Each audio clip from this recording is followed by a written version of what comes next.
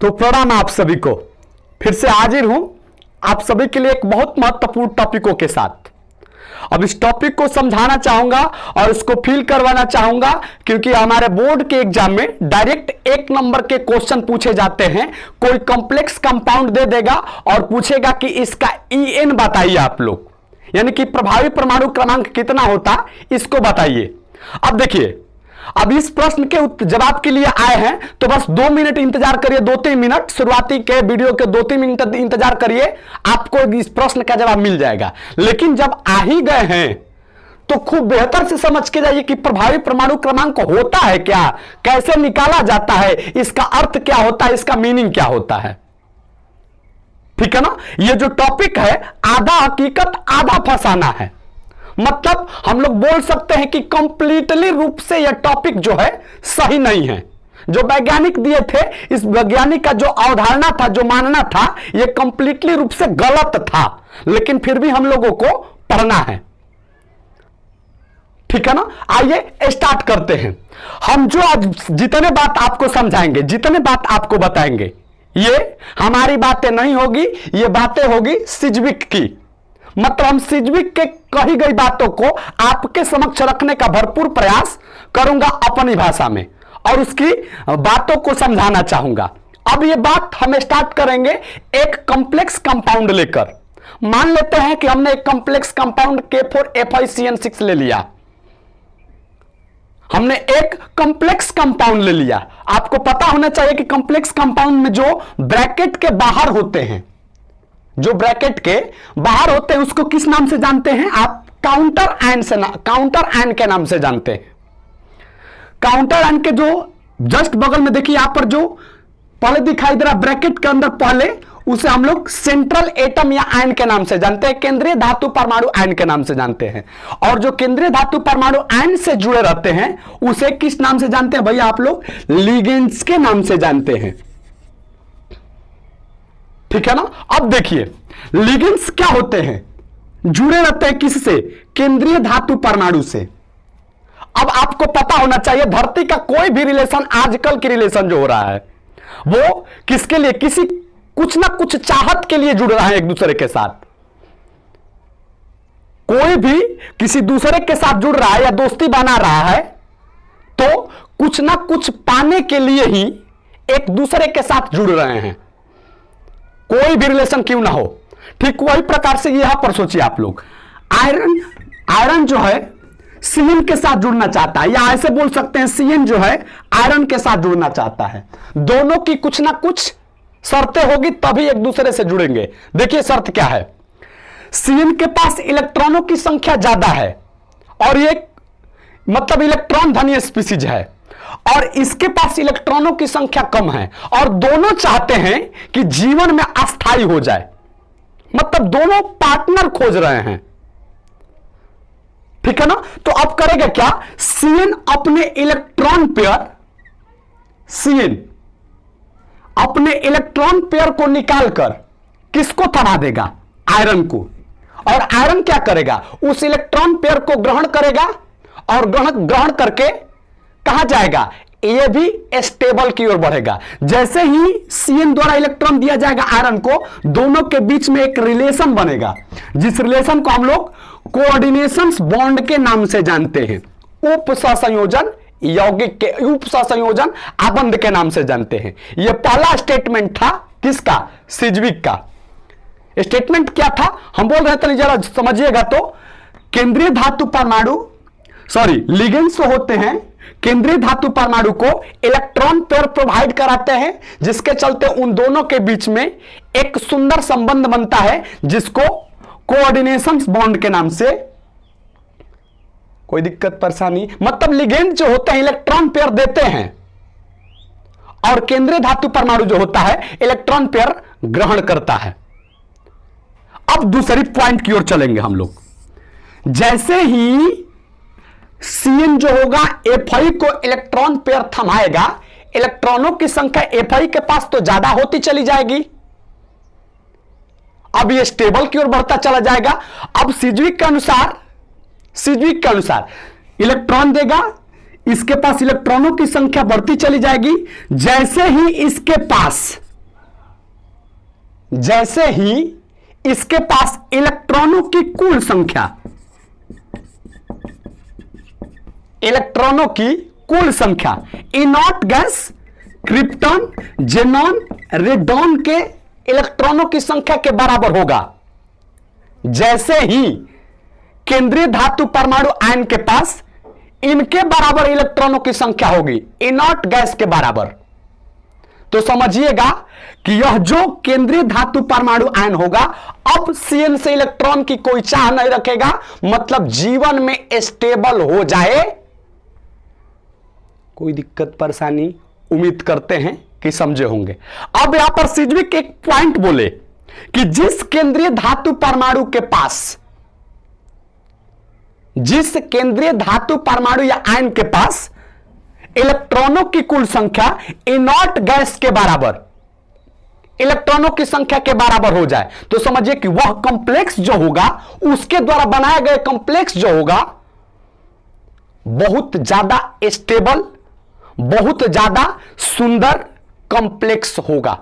लेकिन यह जो लाइन थी ये सभी कॉम्प्लेक्स कंपाउंड की व्याख्या, स्टेबिलिटी की व्याख्या नहीं कर पाई। सभी कॉम्प्लेक्स कंपाउंड के स्टेबिलिटी की बढ़िया रूप से व्याख्या नहीं कर पाई, क्योंकि कुछ ऐसे भी कॉम्प्लेक्स कंपाउंड बने जिसके केंद्रीय धातु परमाणु या आयन के पास इलेक्ट्रॉनों की कुल संख्या इनॉट गैस के बराबर हो गए, और बराबर से अधिक भी हो गए, बराबर से कम भी हो गए, लेकिन फिर भी वो स्टेबल कंपाउंड। अब स्टेबिलिटी की बढ़िया रूप से व्याख्या करने के लिए कोई कॉम्प्लेक्स कितना ज्यादा स्टेबल है, कितना खराब स्टेबल है, इस बात को बताने के लिए इसी चैप्टर में शिक्षक लोग आपको VBT पढ़ाए होंगे, वैलेंस बॉन्ड थ्योरी, MOT पढ़ाए होंगे, मॉलिक्यूलर ऑर्बिटल थ्योरी। उन दोनों सिद्धांतों के द्वारा कॉम्प्लेक्स कंपाउंड के स्टेबिलिटी की व्याख्या की जाती है। लेकिन ये जो EN हुआ कुछ कॉम्प्लेक्स कंपाउंडों की स्टेबिलिटी की व्याख्या कर पाया, कुछ, ठीक है ना।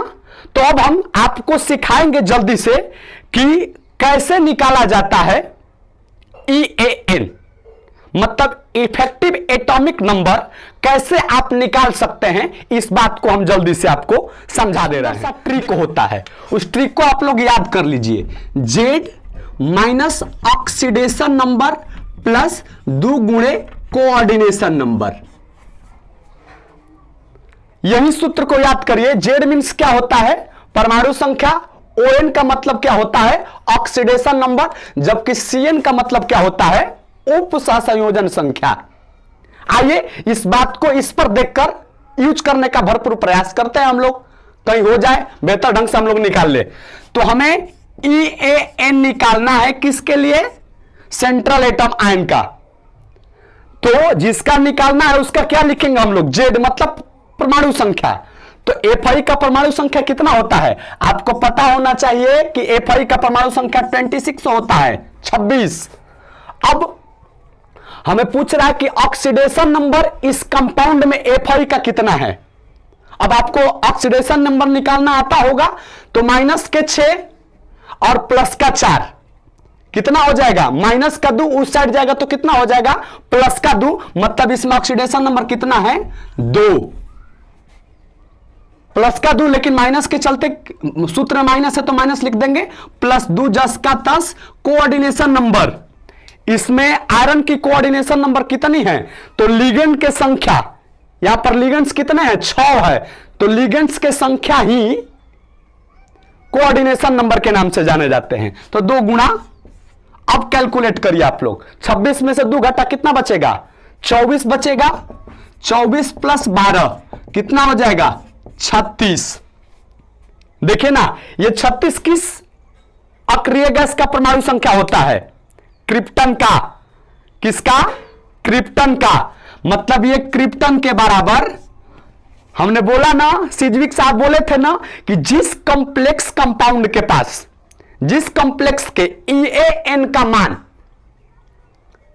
इनॉट गैस के बराबर, इलेक्ट्रॉनों की कुल संख्या के बराबर आ जाए, तो समझिएगा कि वह स्टेबल कंपाउंड, तो सिज्विक के अनुसार यह कंपाउंड जो है स्टेबल है। हो सकता है VBT या MOT इस कंपाउंड के स्टेबिलिटी को नकार दे, ठीक है ना। तो सिज्विक साहब थे ये बहुत गलती रूप से अवधारणा प्रस्तुत किए थे, इनका अवधारणा गलत था।